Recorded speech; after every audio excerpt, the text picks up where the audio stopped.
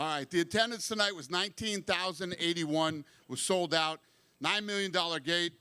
The fight of the night, Yuri versus Roundtree. Performance of the night goes to Yuri, Pereira, and Pyfer. So Yuri was in the fight of the night, performance of the night, he gets 100 grand. The other guys get 50. What's up, boys? Dan right here. Hi. We got to start with the main event. I mean, Pereira was obviously one of the biggest stars in the sport, but after a performance like that, it just seems like he could really be the face of this organization at this point.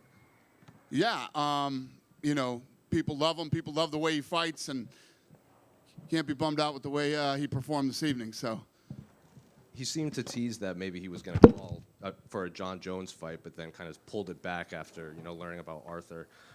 Is him going to heavyweight something you would entertain at this point? So today I was at work and had a bunch of meetings over there this afternoon, and I went over to the PI, and he was over in the PI. And I'm like, well, you're the last guy I expected to see here today. What are you doing here?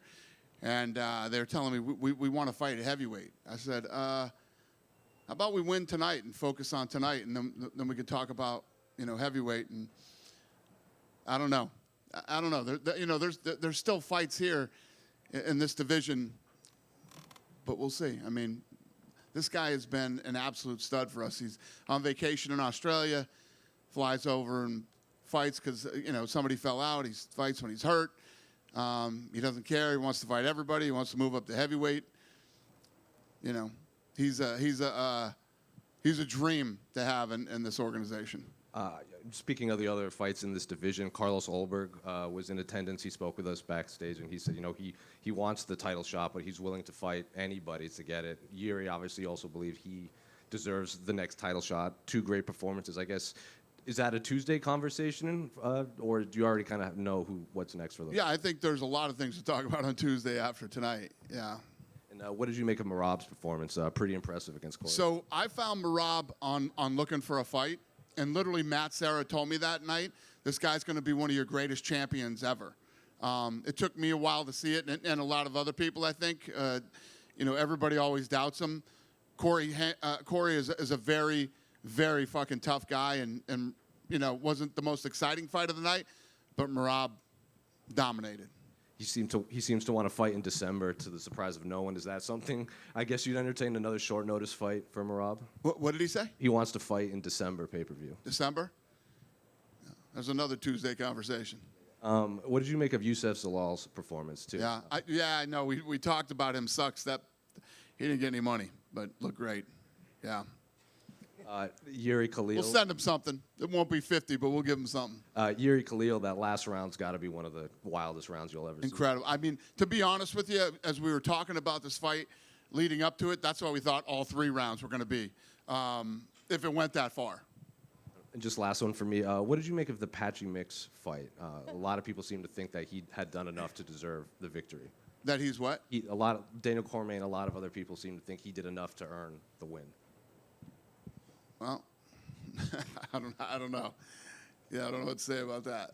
Dana, do you think Alex's performance tonight shows how compromised he was going into the first fight? Alex Pereira's performance tonight, how it shows how hurt he was going into the first Ankalaev fight. He said that he wasn't 100%, but it seems like a different... Yeah, I mean, it's one thing to say that, and then you come in and deliver like you did tonight. Yeah, I mean, he did everything he said he was going to do, and... What is your hesitation about him going up to heavyweight? He's mentioned it a few times in the past. He always wanted that John Jones fight, and I understand why maybe that fight wasn't appealing to you, but what is your reservations about sending him to heavyweight at this point? Probably that he was a middleweight. He was a middleweight, and he's going to jump up 2 weight classes in the UFC. It's not like jumping up 2 weight classes in boxing. It's a big jump. And as far as Yuri's performance... And it's not that I have any reservations about it. I mean, the guy is he's in a division that there's still some interesting fights. I don't know. It's just I like the guy so much. We'll see. We'll have to talk about it. I just don't see why, unless he wants to retire, why throwing him in at heavyweight makes any sense. Other than I just end up saying he wants to do it so bad. I'll just say yes. I don't know. And with Yuri, obviously, he's down 2 rounds, comes out in that 3rd round and does exactly what you want your guys to do, right? Just goes for the kill and pushes forward and forward. Do you wish Yuri? more? Yeah. Yeah. I think, as you started to see the body shots and the knees to the body that he was throwing, I think Khalil started to gas too. And then, once it turned into a phone booth fight, somebody was going to get clipped and knocked out.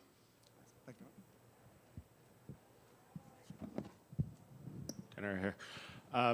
Going back to Merab, he had said no one has ever got 4 title defenses in a calendar year, right? He's now tied with 7 other champions, doing it 3 times. When you go into that Tuesday meeting, would his desire to make history and do something no champion has ever done before encourage you a little bit to make that fight for him? I don't know. What are you asking me? He wants to make a 4th title defense in a year, which has never been done before. Yeah, got it. 8 guys have done it 3 times, and he said he wants it to be like a personal I love guys that want to fight all the time, especially if they're world champions. Yeah. Yeah, I love it. I misunderstood the question. Okay. What were you saying to Joe Pyfer when he walked out of the cage after his win? So, Sean and Mick and I were texting during the fight, and I said, "Why the fuck is he going for a takedown?" And Sean said, "I don't think he has a choice." And then we were going back and forth. During these fights, we act like we're fucking cornermen or something, like we know what we're talking about. So we're going back and forth about the fight. And, Pyfer's win tonight was a huge win for him. They were telling me that he was the favorite tonight. But Abus is a bad dude. He's a tough guy. And it was funny because when he finished the fight, he ran over and started screaming at Mick and Sean. And I don't know what he was yelling about or what he was saying. I texted him back and said, "Is he reading our fucking text?" So then when he came out, I was just saying, incredible fight and, massive win for you to not only beat this guy, but beat him the way you beat him. Do you think Alex Pereira is starting to make an argument to be on the Mount Rushmore of MMA fighters, one of the true greatest ever, and losing the belt and regaining it now, something very hard to do? Do I think he's what? On the Mount Rushmore of MMA fighters, one of the top, 4 or 5 best to ever do this? I mean, as you start looking at some of the guys around right now, you start looking at Islam and Alex and Merab and, these guys are doing some pretty badass things right now. Mm-hmm. We haven't had the chance to talk to you since the Canelo Crawford fight. I'm just curious, now that you've had a few weeks to reflect, how did you feel the event went, everything? Yeah, it went great. I mean, the event couldn't have gone off any better than it did. It was very successful. People that were there live felt like the live event was great. The commission told us it's the best boxing event they've done in probably 2 decades, as far as the team and how smooth everything ran. Obviously, Netflix was very happy. It was as close to flawless as it could be. What will you take away from that to try to apply going forward? Because we've heard you talk about boxing for years and the things you don't like, right? Like concerts, pacing, things like that. Did you feel all that hit the right notes on that event? Yeah, I think that it's no different than the UFC and Power Slap and these other things that I do. As you do, every time you do an event, the event evolves and you figure out things that can be tweaked and fixed and done better. And we'll continue to do that over the next couple of years with boxing. Mm-hmm. And I haven't sat down. We were supposed to do it on Thursday or Wednesday or whatever, but I've been crazy busy. But I haven't sat down and watched the event yet. We were supposed to do it this week, but I was too busy. Okay. You had said on Logan Paul's podcast that I think it was last week or the week before you were doing a meeting with 60 of your people and people from Paramount and all that stuff to map out the next 7 years. How did those meetings? It went great. Yeah. I mean, they're all here tonight. All the CBS Paramount people are all here tonight. A lot of the people you saw sitting at the table with us were some of those executives, and the synergy between the 2 groups already is incredible. So, yeah, we're all really excited. They're fired up about this, and just from what they're telling us they're going to do leading up to the launch, it's bigger than any group of people we've ever been with, any network. It's exciting. It's going to be fun. do you think the first numbered event of that era, will that be on CBS, or do you think it'll be like just on Paramount Plus? Yeah, I don't know. I think it's going to be on Paramount Plus. If I had to sit here right now and say it, Paramount Plus. Yeah, and you have the boxing deal sorted now. Do you have any updates on the future of Contender Series? Is that one of the properties that you still have to figure out the future plans for? No, I don't have anything on that, but yeah, nothing on that yet. We're still working on that. Okay, and last one. There was a report from a paper or website in Hawaii after you had gone there with Max Holloway saying like UFC Hawaii talks heating up again. Is there anything to that? What?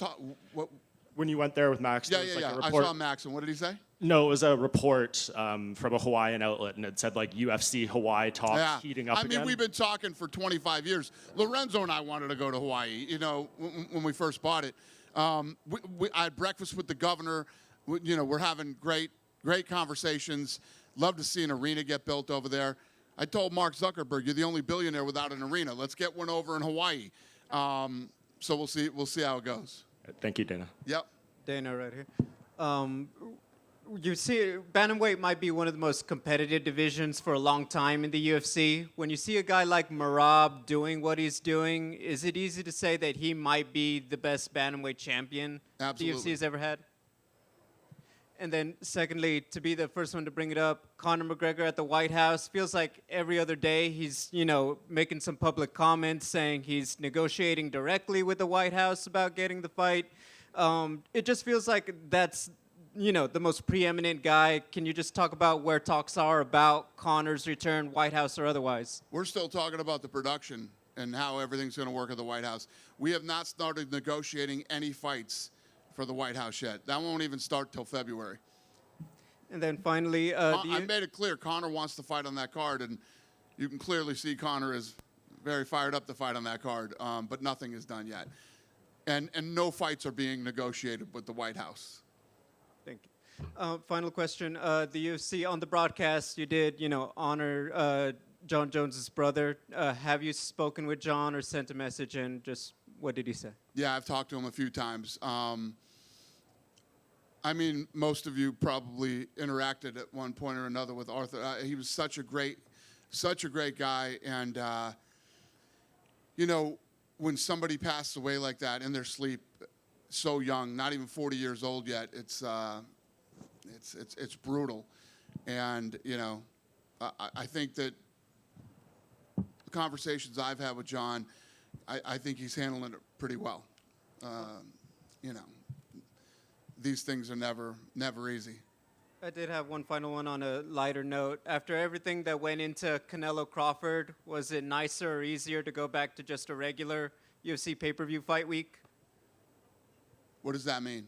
Just, well, I'm assuming there was so much extra stuff, big boxing, Netflix, and all that, whereas UFC. But this is what we pay-per-view- do. We did the Sphere. We're going to do the White House. We did, yeah, I love that shit. Love it. Thank you. The answer is no. Dana, earlier this week, you scheduled Arman Sarukian to fight Dan Hooker in November. Yeah? And will the winner of that fight become the #1 contender in the lightweight division? Will the number of that? Yeah. Yeah. Thank you, Dana. You're welcome. Dan over here. Just shifting back over to Canelo Crawford. I know you mentioned it was a great experience for you. Did any part of that experience promoting that fight here at the Allegiant change your take on stadium events for the UFC side of things? No. And I hate stadiums. Fair enough. But I'll tell you this. The production team did a great job of making it feel not like a stadium. The live event and especially I got a lot of good feedback from people who were there and people who are regular fans of boxing and go to boxing events. So we got a lot of good feedback from it. And like I was telling him earlier, you know, we'll just get better and better and better every time we do it. How did that challenge compare to September the year prior doing Noche at the Sphere? What's that? You know, they're all different in their own ways. Noche was really expensive, and you had to get a lot of really technical shit that not a lot of people know how to do done in a very short amount of time. So when you think about it, we did Noche as a sports organization. I thought after we did it, people would all be trying to do it. Nobody's fucking trying to do that. You notice that? The answer to that, and the reason that is because It's very complicated to do, and it's very expensive. We're literally the only ones that have done it. For sure. Last one for me. Alex Pereira was seen once again grabbing his toe there at the end. Did you catch that by any chance? Did you see Alex grabbing his toe? Huh? What's that? Yeah. He definitely either dislocated or broke his toes or something. I don't know that for a fact, but I saw what all of you saw, and it definitely looked like he fucked his toes up. Right. Yes, sir. Go ahead. Dana, how's it going? I know you have like thousands of questions about the White House. Do you think it's going to be possible to add Alex fight and jury fight at the White House card? And another one, what do you think about the Magomed? It's not the best performance. What he needs to do to get back to the title shot? Hit me with that one.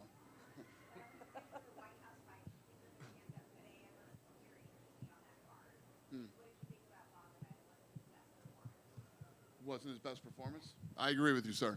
I mean, I don't know what else to say to you other than that, he had a rough night.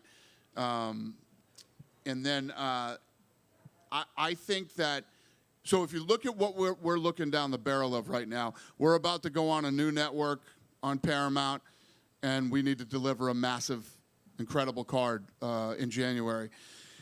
And then in February, we'll start looking at building the White House card, which I will right now tell you will be the greatest fight card ever assembled in the history of definitely this company. So I don't know if I answered your questions, but. So we can expect Alex and jury fight in the White House card, right? Sure. Run that. That's your headline, yeah. That's what I said. Dana, there's been a lot of European stars rising in the UFC. Could we see the UFC going back to a Scandinavian country next year, perhaps like Sweden? Go back to Sweden? Yes. Yeah, I mean, we could end up anywhere next year. But yes, I mean, Sweden was we always had a great time over there. The events would sell out, and the energy was great. Obviously, very educated fans. I don't eat McDonald's, but they got a really cool McDonald's over there, too. It's like a 3-story McDonald's. You know what I'm talking about? Yeah, it's awesome. So that's the only restaurant that'd be open by the time we get out of the fights, and the place would be packed. Yeah, I love Sweden. The answer is yes. Sounds like a plan. And one last question for me. Arman Sarukian and Dan Hooker, they said they need security to hold them back because if they see each other before the fight, they're going to start a brawl. Are we going to have that extra security to protect this main event? I mean, every weekend when we do these things, there's all kinds of crazy shit that happens, and there's just the shit that happens at the PI. I mean, imagine the people that run into each other over there all the time. It's part of the business, and, we don't beef up any extra security because we think guys are talking shit. It's part of the business. Thank you, Dana. Thank you. Sorry, just one more, Dana. When you say things like it's going to be the greatest fight card ever assembled, our imaginations run wild, right? And one of the things people have been wondering about is Ronda Rousey. She posted like she's finding her love for MMA again and training hard. Have you talked to her? Does she have any desire to return to the UFC? Yeah, her and I are still very close, and we talk. I would say we probably talk once every 3 months or something like that. And she was in Vegas recently. And she came by the offices, but I don't know what her plans are. I think she's just training again. Okay. Would you throw out a feeler and see if she would be interested in that? No, I have. I mean, she just had 3 babies, and she's in a whole nother place in her life. But I will say this: she just had another baby, and she's in great shape right now. I mean, she's friggin' ripped like she used to be. So I don't know. Thank you. Yep. Good. Thanks, guys. Have a great night.